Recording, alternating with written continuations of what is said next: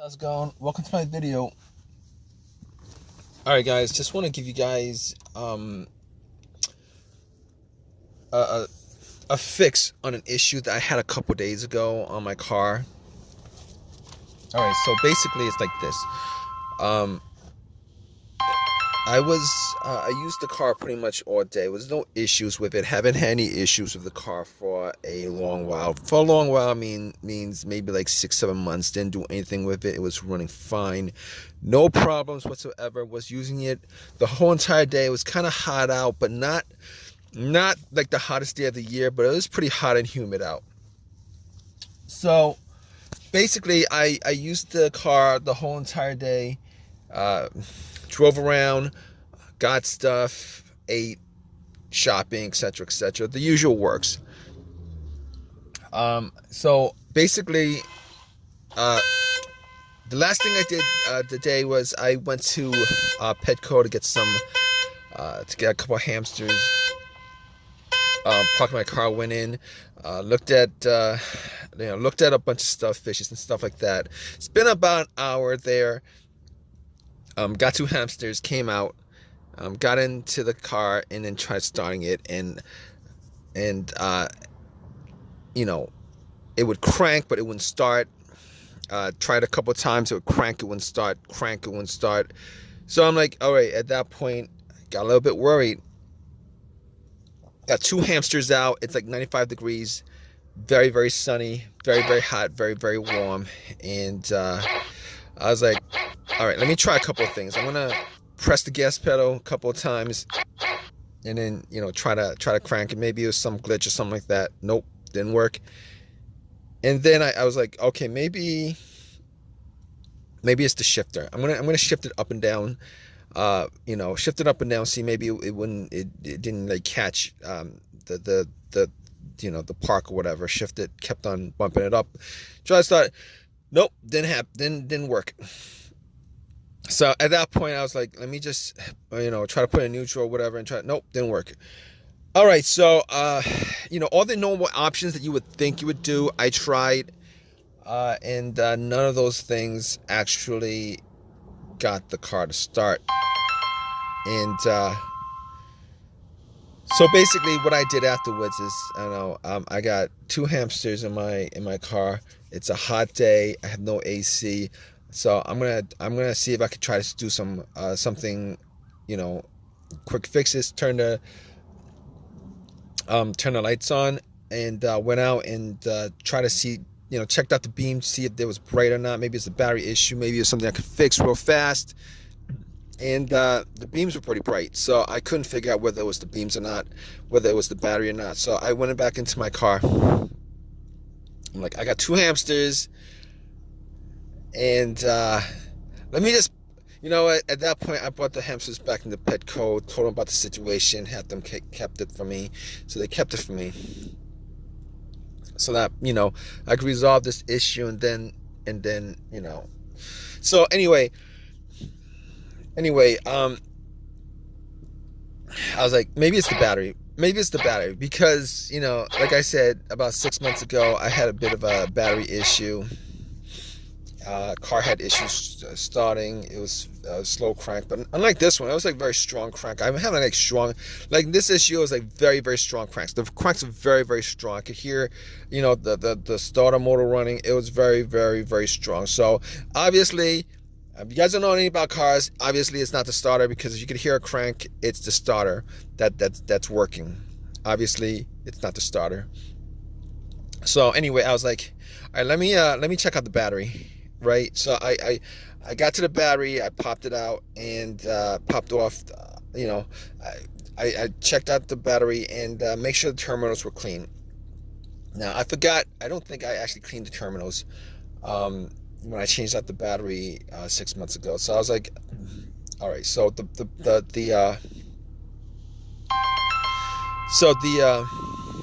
battery was there was some corrosion on the battery. So I got a bunch of paper towels, and then I got Coke that I got from McDonald's that I didn't drink all the way, and I poured the Coke, a little bit of the Coke on the terminals, just to have it fizz. and I took some paper towels and I cleaned off the terminals. And then I put it back on. Now, they weren't like super tight to begin with, but they were tight enough that I could wiggle it off. So if it were tight enough that I could wiggle it off means that, you know, it was on there pretty good. Anyway, I cleaned it off pretty good, and try to start it again. It would crank, and then crank. Did it a couple of times. All right, at that point, I kind of knew that the battery wasn't the issue. You know, so, but anyway, I did get, about 6 months ago, I did get a NOCO booster pack to jump the battery just in case I had issues again, and haven't used it since. It was charged up to 100%, took it out, and it was like at 75%. 75%. So anyway, regardless, I popped it on, and then I tried to start the car, and what do you know? What do you know, guys? Take a guess what happened. Nope, it didn't start. It didn't start. Same thing, same situation. It would crank. So it helped me resolve. An issue. Just as far as diagnosing, you know, I knew it wasn't a battery. So I knew it wasn't a battery. It wasn't the starter. Obviously, you know, I'm like checking stuff off as I go along the way. Like, if you guys are in this situation, you guys should just check stuff off. You know, you can figure this out on your own. You can just check stuff off, which I'm doing. I'm checking stuff off. So not any of those stuff, not the terminals either. So the obvious things. But I was looking at the negative also, seeing as how I wasn't able to resolve it through maybe hoping it was the battery, but I was looking at a negative terminal. Negative terminal, if you guys don't know, if you guys are new to this, is the main ground wire. The main ground wire needs to be connected. It needs to be connected to the frame of the car, a truck, or any vehicle, for the electricity to flow right. And I made sure to check it out just to make sure that the cable was clean, the connection was clean and it was connected and wasn't loose or anything like that, and it wasn't loose or any of that stuff. So at that point, I could rule out the negative cable. So all those things I could rule out at this point: starter, battery, the terminals being corroded or loose, the ground wire. All these things are important, are integral to the car starting. Now, outside of that, those are pretty much simple.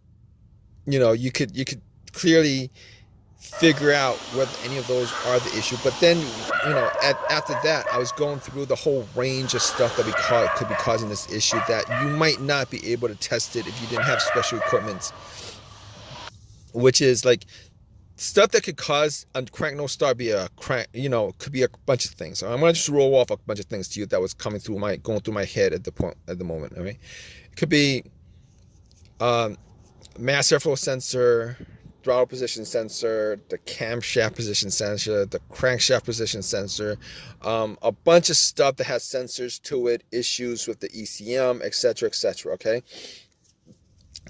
so all those things could cause this particular issue. So anyway, let me just hurry this up for you guys. So basically, I was thinking to myself, could any of those things be the cause of this issue? And it occurred to me that probably not. You guys want to know why probably not? Let me show you guys something, all right?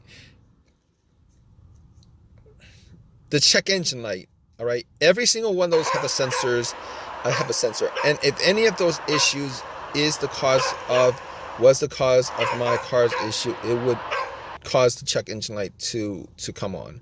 Now, thinking back on that, I probably should have checked that, make sure that there was no check engine light. If I had a code reader, I would have plugged it in and made sure that there was no check engine light for that to rule out 100%. But since I took the terminals off to clean it, it would have cleared the clothes. But I know that there was no check engine light when I left the car like an hour or so ago. No check engine light. I haven't had check engine light on this car forever. So at that point, 99% I could rule out everything that I just listed. Mass airflow, camshaft, crankshaft, throttle position sensor, all those things that have a sensor to it that could actually cause the issue. So I could just rule all those things out because of that deduction.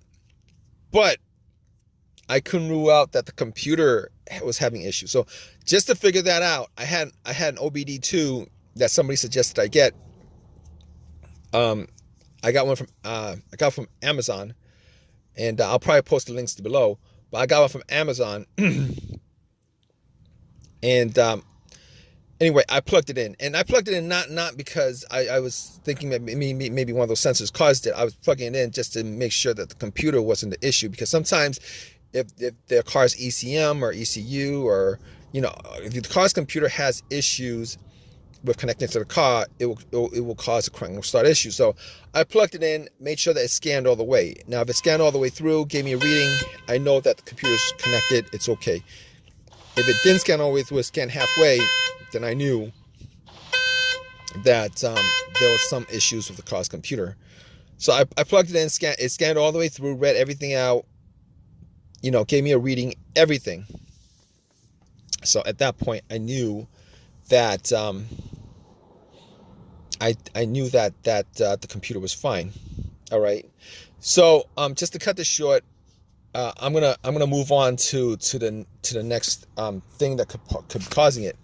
All right. So I could essentially rule out all those things, but then I thought to myself, all right, we're just gonna go through a bunch of other stuff, and a bunch of other things that could be causing this could probably be the fuel filter, the fuel pump not working or malfunctioning, etc., clogged gas, fuel injectors, all that stuff.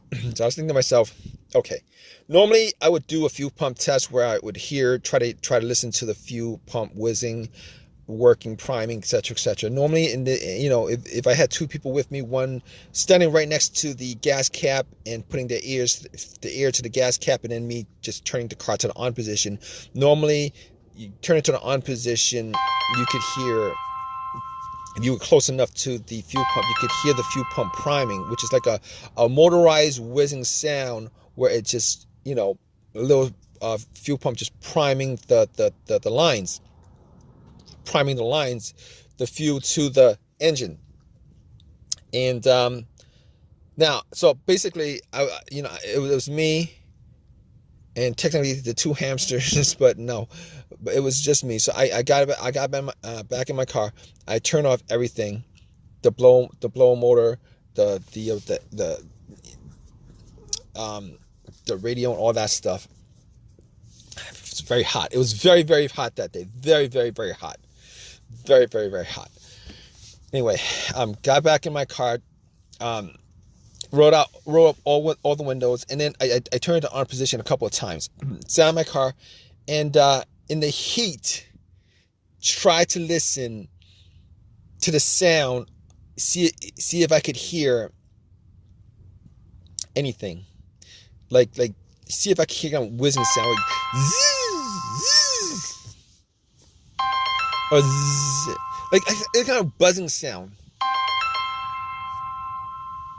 All right, so try to hear some kind of buzzing sound, zzz, something like that, right? It's a low buzzing sound from the motor. See if I could hear it. And guess what, guys? Guess what? Unfortunately, I couldn't pick up anything. Fortunately, I could not pick up anything. So that was a bummer. That was a bummer for me. I couldn't pick up anything. So I was like, okay, all right. So since we couldn't figure anything out through that, we are going to go to and check out the fuses and the relays. All right. So just to hurry this up along, guys. Fuses and relays. So I'm checking out the fuses and relays. I'm checking out the fuses. All right, got to the fuses, checked out the fuses, and I had a little flashlight just to, check out the fuses, made sure that there was no browning on top, like none of the fuses were blown or burnt or whatever. And I was looking at the fuses, try to see if I could smell any kind of burnt smell, and I could not smell anything that was burnt. Wasn't able to smell any kind of burnt smell. Looked at all the fuses. They looked all right to me. All right. Didn't see a problem with any of the fuses. They looked all right to me. So I was thinking to myself,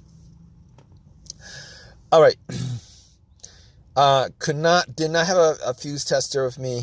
Was not able to I was able to I was able to see. I mean, I was very, very sure, 90% sure that there was no issues with the fuses because they didn't look like they were burnt to me,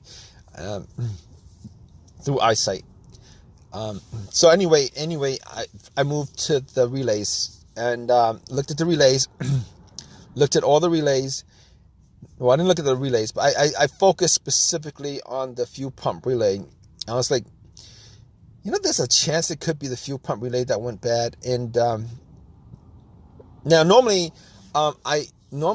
you would be able to test that out if you had some kind of, actually you could do that with a starter, but you couldn't really do that with a fuel pump relay because you still have to listen to the fuel pump. The only way to check out if the fuel pump was working is if you listen to it, or you could use starter fluid. I didn't have starter fluid, so basically, let me just cut this short, guys. Let me just cut this short. All right, so basically, what I did was I looked for another relay. I checked out where the fuel pump relay was. I took it out. I took some Coke, poured it on a tissue, cleaned it out, popped it back in, tried to start it. It didn't start. It cranked the same way it was. It cranked. So I was looking for another relay, and then I swapped it. I forget what that relay was connected to, what component car it was for, but I swapped it.